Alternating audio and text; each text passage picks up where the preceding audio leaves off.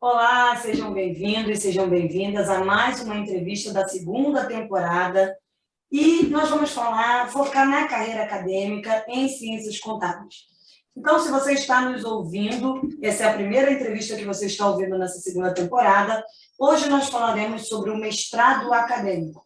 Mas nós temos entrevistas com doutorado profissional, falando do doutorado profissional, doutorado acadêmico, falando da graduação numa universidade pública, numa universidade privada. E hoje nós temos a Udi Maria Martins, que eu vou chamar só de Udi, e nós vamos falar do mestrado acadêmico. Seja muito bem-vinda, Udi. É um prazer, já agradeço aí pelo seu tempo de compartilhar a sua experiência no mestrado acadêmico na USP e em ciências contábeis, e eu acredito que a sua experiência vai ser uma grande contribuição para os nossos ouvintes que querem fazer o mestrado. Afinal de contas, as pessoas querem fazer o mestrado, mas eu acho que elas não têm muita ideia de como é o processo seletivo, de como são as aulas, o que a gente faz durante o período do mestrado. Então, a sua contribuição será excelente. Seja muito bem-vindo. Muito obrigada, eu que agradeço imensamente pelo convite. Estou muito feliz em poder participar aqui desse podcast com você. Udi, me diz uma coisa, como é que foi a sua trajetória acadêmica? Você hoje está fazendo um mestrado acadêmico, não é um mestrado profissional. Como é que você chegou num mestrado em ciências contábeis? Como é que foi a sua graduação? Você fez graduação em quê? Foi universidade pública, universidade privada? Como é que é a sua história até chegar até o mestrado acadêmico?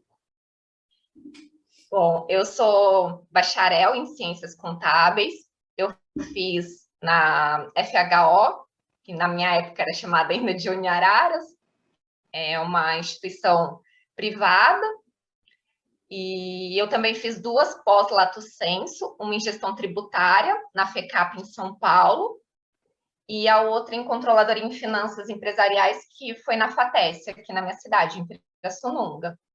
E eu também tenho um programa especial de formação pedagógica, que é aquele R2, que com ele eu consegui o título de licenciatura em matemática pela Unifran.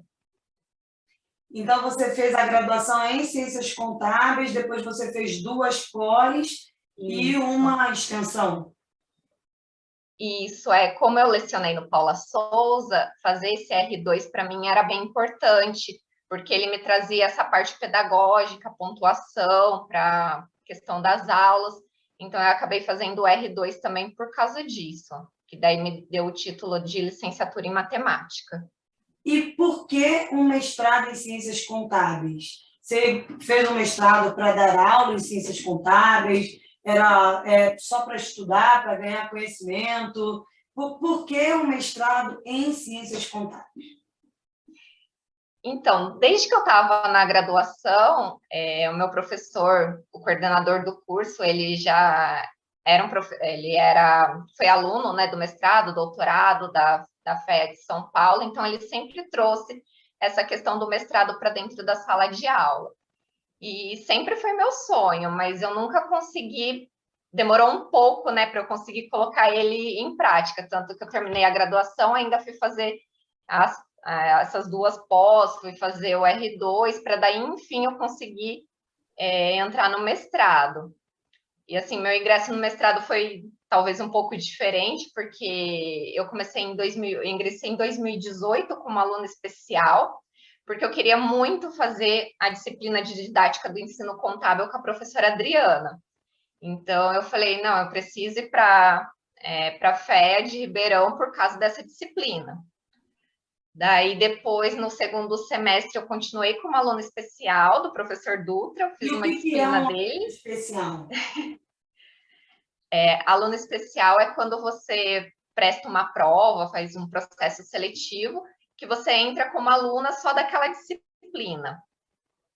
E só que daí você é um aluno, você não é só ouvinte, você é um aluno mesmo, você precisa participar, você precisa fazer avaliação, você precisa fazer os trabalhos. Só que então eu era uma aluna somente de uma disciplina. Então eu não era uma aluna regular, como eu sou agora, né? Eu não estava dentro do programa de uma forma geral. Eu era só aluna de uma disciplina mesmo. Então, daí no segundo semestre de 2018 eu fiz essa outra disciplina com o professor Dutra.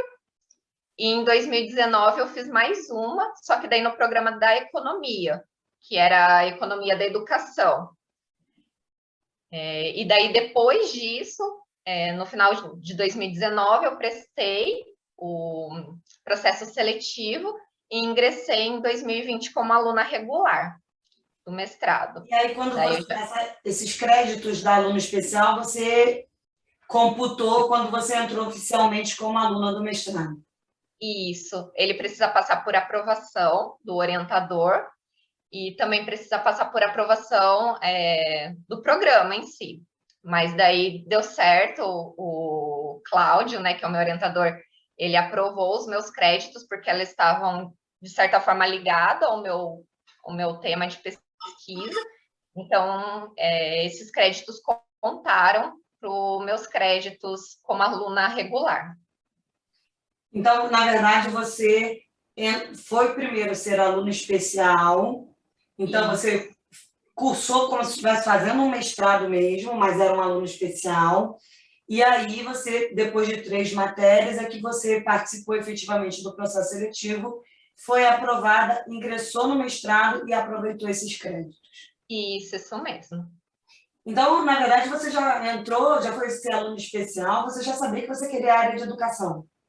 Sim, já sabia. Eu fui por causa dessa disciplina de didática. Eu falei, eu preciso estudar alguma coisa relacionada à educação. Mas, independente de você ser aluno especial, você faz o processo seletivo do mestrado da mesma forma.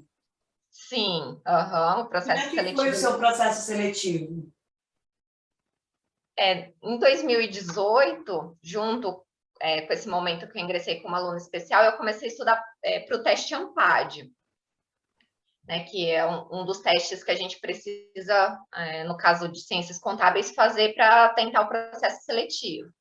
Então, eu prestei o ANPAD, eu estava um pouco apreensiva, porque eu não tinha estudado muito, mas eu já queria fazer a prova, queria ver como que era, só que eu não queria fazer a prova 2 vezes, né? Então, eu falei, eu preciso ir e tentar pelo menos tirar a pontuação mínima que o programa exige, e no fim deu certo, eu fiz o ANPAD, consegui superar ainda a nota da pontuação mínima que o programa exigia. Daí, só que, assim, a nota não foi lá aquelas coisas, né? Daí eu precisei fazer o TOEFL, o teste de proficiência, porque eu não atingi a nota no ANPAD. Eu não consegui a nota de inglês no ANPAD. Sim. Então, daí eu fiz o TOEFL, consegui a nota do TOEFL, e daí, então, eu já estava escrevendo o projeto também, e daí, com toda essa documentação, eu consegui me inscrever no mestrado, participei da banca, toda aquela burocracia, né? Prova de contabilidade, porque quando eu fiz o processo seletivo do doutorado, eu tive que ir em Ribeirão Preto fazer a prova de ciências contábeis. Não era só a análise do currículo, do projeto, a gente teve que fazer uma prova também em ciências contábeis. Você teve que fazer essa prova no mestrado? Não, o meu edital já não precisou fazer essa prova. Então, o seu edital tinha quantas fases e quais eram essas fases? Quantas fases? Sim, de você, então, era entregar um projeto e participar de uma entrevista? Isso, Então, eu tinha que fazer fiz o ANPAD, fiz o TOEFL, entreguei o projeto, tinha análise de currículo e a banca. Entendi. Então, o processo seletivo, à medida que você já estava lá como aluno especial, você já foi se inteirando de como funcionava, de que você tinha que ter uma nota mínima no ANPAD para poder se inscrever, senão você nem conseguiria se inscrever, tinha que entregar um projeto e depois fazer participar lá, ser entrevistado na banca em relação ao seu currículo. Isso. E qual é a sua linha de pesquisa? O que você está pesquisando? A gente já falou aqui que é na área de educação, mas exatamente o que dentro do universo da educação? Então, o tema ele está relacionado à educação financeira, que é uma questão que foi levantada assim com a questão da BNCC, né, que ela foi promulgada em 2017, solicitando que em 2020 conteúdos de educação financeira fizessem parte do currículo das escolas, de forma que eles fundamental? das escolas públicas, escolas de ensino fundamental, escolas de ensino médio. Então, com base nisso, a gente pensou em trabalhar, em levantar quais conteúdos de educação financeira que deveriam ser ensinados nas escolas, mas daí o meu tema é mais com foco no ensino fundamental 2, que é mais voltado para as crianças de 11 a 14 anos, mais ou menos.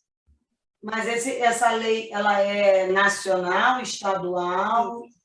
É nacional, a BNCC ela é nacional, de âmbito nacional. E ela vai valer, ela já está valendo?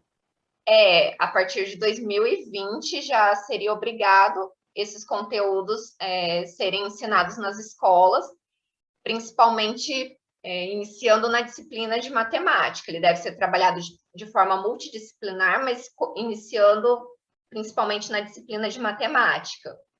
Então, daí a gente vai fazer um levantamento, tentar, né, fazer um levantamento com relação a isso, de quais conteúdos que seriam interessantes serem ensinados na escola para as crianças, para que desenvolvesse a literacia financeira nelas, que literacia financeira seria a alfabetização dessas crianças, para que no futuro a gente não tenha, talvez, tantas pessoas endividadas como a gente vê nas pesquisas que saem diariamente, né, da quantidade de brasileiros endividados que existem hoje em dia. E, em paralelo a essa linha de pesquisa, eu estava acompanhando o seu post e você estava falando de um projeto no qual você é bolsista. Então, assim, você já fez todos os créditos, já fez todas as aulas, e, em paralelo, tem esse projeto. Como é que é o dia a dia no mestrado acadêmico? Então, sim, eu estou participando num projeto de modernização e readequação do currículo de ciências contábeis da FEARP, que ele é um projeto encabeçado pela professora Paula Nardi, pela professora Mariana, e eu estou como bolsista, né, desse projeto, e estou afastada do meu trabalho no momento, com licença remunerada para participar desse projeto. Mas como é que é o seu dia a dia, assim? Você já terminou as aulas? Você já está escrevendo a dissertação? Está escrevendo artigo? Como é que tem funcionado? Sim, eu já terminei os créditos da disciplina. Agora está mais focado na dissertação, na escrita da dissertação. E também estou participando do projeto de modernização do currículo das disciplinas do curso de Ciências Contábeis da graduação, que é coordenado pela professora Paula Nardi e pela professora Mariana. Então, os créditos, como eu fui aluna especial, facilitou bastante a minha vida, porque eu tive que cursar, acho que umas 4 disciplinas só no ano passado, porque eu já tinha créditos, né, como aluna especial. Então, daí agora a gente está trabalhando mais na questão de levantamento de bibliografia.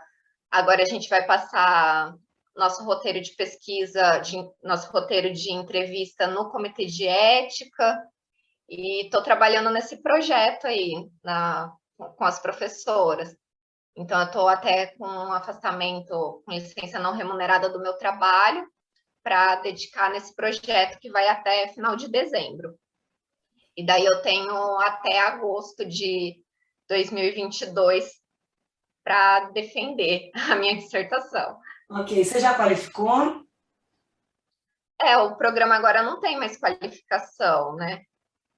Então, a gente tá, o que os professores estão tentando fazer é colocar a gente para participar de consórcio mestral, para daí a gente ter um feedback, ter alguma opinião de outras pessoas sobre o nosso projeto, porque depois a gente só vai defender mesmo.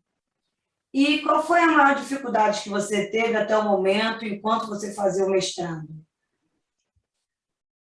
Bom, acho que cada momento do mestrado ele te apresenta, não sei se é uma dificuldade, se dificuldade seria a palavra, né? Mas, por exemplo, eu tive muito medo de reprovar numa disciplina de metodologia e também numa de estatística, porque eu nunca gostei de estatística, desde a época da faculdade. Então, você fica sempre com aquele pé atrás, fala, nossa, será que eu vou dar conta de terminar, de ser aprovada? Né? Você fica sempre com aquele frio na barriga. Agora, por exemplo, a gente vai ter que passar o roteiro de entrevista, como eu comentei, no comitê de ética. Isso também é um tanto burocrático, demanda tempo. Então, a gente vai passando por várias coisas, né, assim, no mestrado, mas acho que isso só traz crescimento, né? Cada etapa a gente vai passar por alguma coisa que é um pouco mais trabalhosa, mas vamos seguir em frente que no final dá certo. E, Udi, quais são as perspectivas de um profissional que tem mestrado em ciências contábeis? Você vai terminar o mestrado, e aí? O que dá para fazer com o título de mestre no Brasil? Vamos esquecer ano 2020, 2021, que é bem atípico, né? Mas numa situação normal, né? Numa situação ideal, sem esse contexto atípico, porque ele, em algum momento ele vai acabar, quais são as suas perspectivas e o que você vê assim dos seus colegas comentarem, da sua própria experiência de quem já é mestre, em relação ao mestrado em ciências contábeis? Eu acho que o mestrado ele já abre muitas portas, né, para a carreira. Então, não adianta a gente querer parar na graduação, ou parar numa especialização, ou parar mesmo no mestrado. Eu acho que a questão, o caminho é continuar, é sempre em frente. Mas eu acho que o título de mestre, ainda mais de uma faculdade como a USP, tenho certeza que ele tem um peso muito grande no currículo. Então, um mestrado acadêmico, eu acho que já te direciona um pouco, né, para esse lado da, da academia em si, mas ele não se restringe só a isso. Eu vejo que conheço pessoas que eles trabalham também na parte empresarial, mesmo tendo um mestrado acadêmico. Então, eu acho que de fato é um divisor de águas. Você ser mestre, depois você ser doutor, você sempre tá tentando continuar a sua formação, isso é muito importante. Para mim, assim, eu espero que esse título de mestre que facilite minha mudança de carreira, porque eu trabalho no escritório contábil, apesar de estar com essa licença não remunerada momentaneamente, mas desde que eu lecionei no Paula Souza, o meu sonho é a área acadêmica. Então, esse projeto também da USP, de reestruturação do currículo, né? Eu acho que está me trazendo, está agregando muito ao meu conhecimento, à minha formação, eu voltar possivelmente a lecionar em alguma escola, em alguma faculdade. Então, acho que isso tem me agregado bastante. A gente percebe que é totalmente diferente a vivência do mestrado do que a vivência de uma graduação, a vivência de uma especialização, né, de uma pós-lato sensu. É totalmente diferente. É uma coisa assim que só você estando lá dentro mesmo para você saber como que é.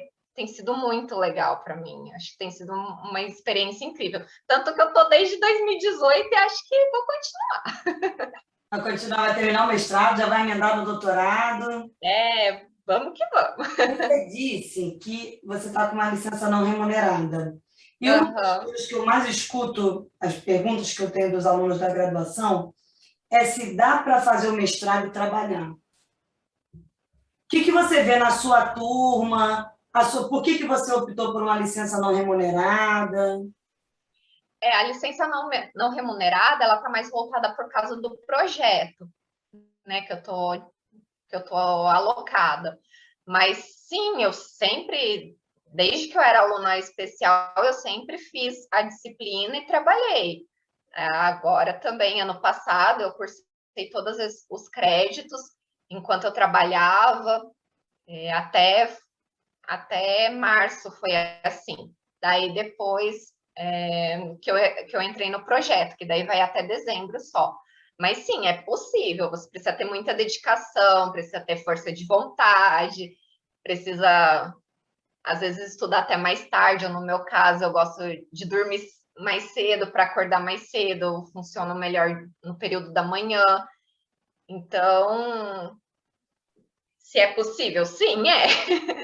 Às vezes, quem sabe, a gente precisa pedir umas prorrogações de prazo, mas a gente segue assim, fazendo tudo que a gente tem vontade, que dá para fazer sim. Agora, por exemplo, eu já me inscrevi num curso de metodologias, práticas pedagógicas, que vai até novembro, e vamos que vamos.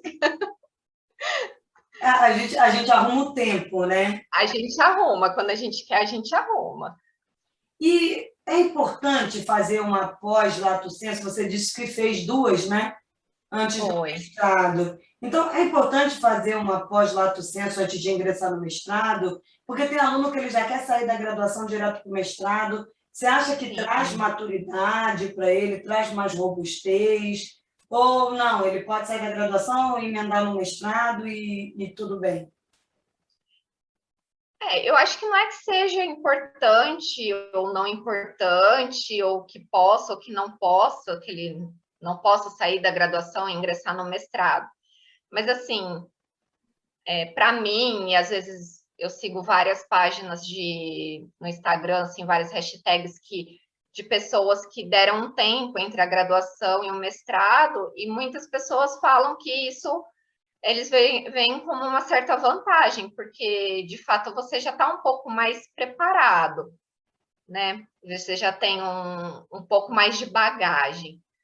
Mas fazer uma pós-lato sensu é importante? Eu vejo como sendo dois caminhos. Talvez a especialização, né, ao lato sensu, ela é mais voltada um pouco para a parte empresarial, tem aquela questão do MBA. Já o mestrado, ele tem o foco um pouquinho mais acadêmico mesmo, né? Então, no meu caso, eu fiz as duas pós, por quê? Porque na época eu não tinha como ingressar no mestrado, era algo totalmente surreal. Apesar de eu sempre, desde a faculdade, ter vontade de ingressar no mestrado, mas era algo que para mim naquele momento não cabia. Daí tudo mudou quando eu consegui ingressar mesmo como aluna especial. Daí eu vi, falei, não, dá certo, vou fazer, vou seguir em frente. Então, às vezes eu fico pensando, falo, nossa, eu perdi tanto tempo entre a graduação e o mestrado, mas a gente tem nossas épocas, né? A gente tem nossos caminhos, então, para mim, funcionou assim. Agora, a pós, ela não agregou coisas ao meu mestrado, mas eu vejo que o mestrado está me agregando muita coisa também para a vida, mais do que as pós, mais do que a pós-lato sensu. E que dica você daria para quem quer ingressar no mestrado acadêmico? Assim, não, o caminho das pedras para você sofrer menos seria esse aqui. Que dica você daria? Eu sou uma pessoa que eu assim que eu estudo muito o que para chegar lá naquele ponto. Eu fico planejando muito para chegar naquele determinado ponto. Então, eu acho que o ponto principal aqui que eu falaria é estudar muito o edital do programa no qual você vai prestar. Não adianta você simplesmente chegar à época que geralmente abre os editais e falar, pronto, vou me inscrever no mestrado. Não, não é assim. É uma questão de preparação. Você tem que saber o que você precisa ter para conseguir se inscrever. Então, por exemplo, você precisa fazer algum teste, como no nosso caso, a gente precisa fazer o teste ANPAD. O edital, ele exige pontuação mínima, não existe? Qual que seria essa pontuação? Quais os testes de proficiência que são aceitos? Pensar na validade dos testes, porque às vezes se você fizer um teste muito antes, quando você for prestar, esses testes não vão mais ter validade. Então, você tem que fazer o negócio tudo meio planejadinho, tudo meio casadinho, né? Antecedência, né? Sim, aham. Então, também, se você não conhece o campus no qual você pretende aplicar, né, prestar o processo, talvez ingressar também como aluno ou aluna especial, também te facilite, porque você começa a conhecer os professores, ter aquele contato, as pessoas começam a conhecer você, conhecer seu trabalho, né, como aluno, assim, conhecer sua dedicação. Então, você precisa conhecer as linhas de pesquisa, os professores, falar, nossa, eu gostaria de fazer nessa linha de pesquisa. Quem que é o professor dessa linha de pesquisa? Tenta um contato com ele, conversa com ele, mostra o seu interesse, seja visto. Então, é importante ter boas notas nesses testes? É, lógico que é. Vai te garantir uma pontuação melhor. Porém, no meu ponto de vista, você ter alguém dentro da universidade que te queira como orientado, como eu disse, no meu ponto de vista, faz toda a diferença. Eu e o Cláudio, por exemplo, a gente começou a conversar,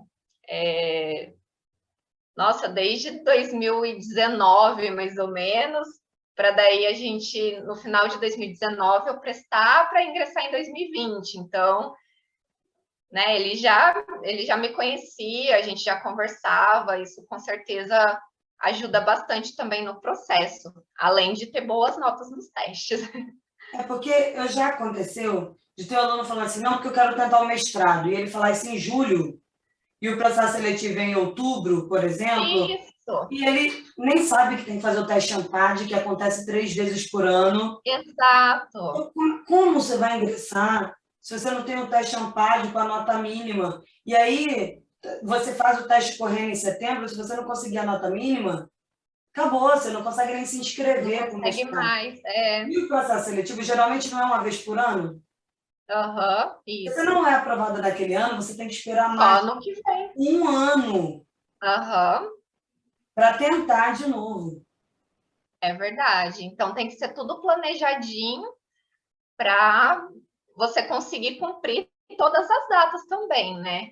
Eu, por exemplo, o meu TOEFL, eu estudei e deixei assim, acho que por uns 2 meses antes da inscrição. Daí eu tive até um problema com ele, nossa, não gosto nem de lembrar. Liguei até, mandei mensagem áudio até pro Cláudio chorando. Falei, eu não vou conseguir a nota. Mas no fim deu tudo certo. Que bom. Mas se eu não tivesse passado, era mais um ano. E aí é a importância do planejamento, né? Aham. E, Udi, uma última pergunta. Você trabalha no escritório de contabilidade, correto? Sim, Há quanto tempo você trabalha na área contábil, sem ser o tempo de aula? há uns 15 anos, eu acho. 15 anos. Então, você trabalha há 15 anos na área contábil, você é professora, você é mestranda atualmente. Minha pergunta é o seguinte: então, você está entre a academia e o mercado. A profissão contábil vai acabar? Não estou falando a contabilidade. A Sim, profissão contábil, porque eu tenho feito essa pergunta para todos os entrevistados nessa temporada, porque são diferentes pessoas, com diferentes perspectivas, com diferentes histórias de vida, com diferentes bagagens, e vira e mexe, eu vejo algum aluno desesperado me mandando mensagem, dizendo, olha o link dessa entrevista aqui, dessa reportagem, fazendo uma lista das profissões que vão acabar, e contabilidade está no meio. Professor, eu devo mudar de curso? Eu vou ficar aham. desempregado daqui a pouco, vai ser extinto o Conselho Regional de Contabilidade, e bate um desespero no aluno. E aí eu queria saber da sua perspectiva, de toda a bagagem que você já tem, se a profissão contábil vai acabar. Então, no meu ponto de vista, ela não vai acabar. Mas óbvio que a gente precisa se modernizar, né? A gente precisa se adequar ao que o mercado está solicitando de você enquanto contador, né? Então, a gente precisa modernizar a ideia do que é o seu ser um contador nos dias de hoje. Então, existe ainda aquele contador que vive dentro de escritório, fazendo trabalhos operacionais, lançamentos, gerando os guias de tributo? Existe. Por exemplo, no escritório que eu trabalho, é um escritório pequeno, numa cidade de interior, que isso acontece. Mas isso não é o futuro da nossa profissão. Se você quer ser um profissional diferenciado, né, você não vai se dedicar única e exclusivamente a fazer isso. Então, o curso de Ciências Contábeis também tem um leque muito grande, são várias opções na qual você pode trabalhar. Então, você pode trabalhar, por exemplo, como um auditor, como consultor, como perito contábil, que é uma coisa que, nossa, eu vejo muito falar sobre perícia contábil ultimamente. Como professor, você pode trabalhar no setor público, no terceiro setor. Então, existem inúmeras opções. Existem várias formas de você trabalhar como contador, mesmo nos dias de hoje, adequar a nossa profissão ao que está sendo exigido de nós pelo mercado. Então, basta a gente buscar e adequar aquela que é melhor, que se encaixa melhor no seu perfil. Eu, por exemplo, apesar de trabalhar no escritório, mas o meu negócio é com educação, então eu me vejo mais nesse leque, né? Mas nessa direção de como a educação contábil, né? Como professora na educação contábil.